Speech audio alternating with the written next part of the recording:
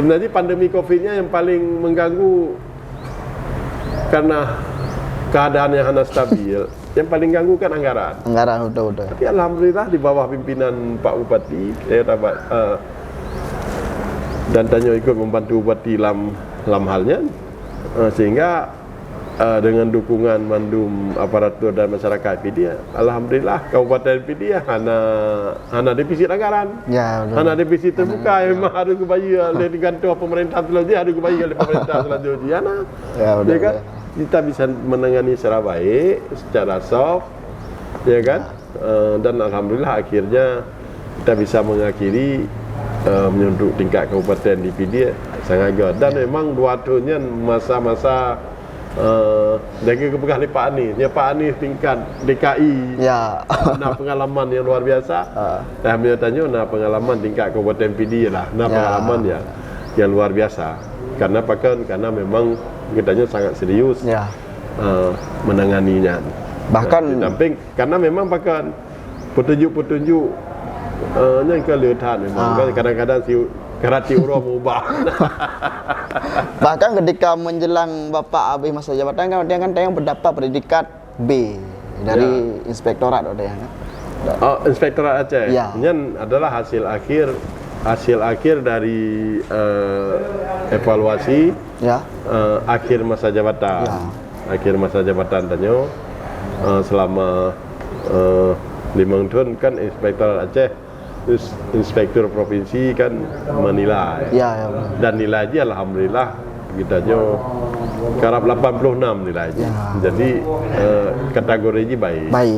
Baik kan baik. Artinya sangat baik. Sangat baik.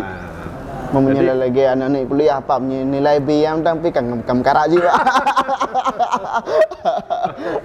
Kan yang penting lagi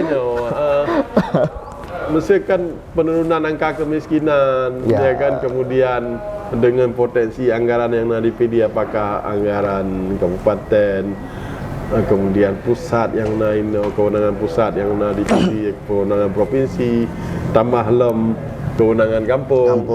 Alhamdulillah periode tahun pertama 2018, 2019 sebelum Covid, penurunan angka kemiskinan di PD sesuai dengan target. Jadi hampir kan kita targetkan Citon 1%. 1%, betul. Dan data BPS menunjukkan hampir 1% gitu. Jadi memang menyelulung kasus sesuai target. Tapi 2020 kena pandeminya kalahin masalah.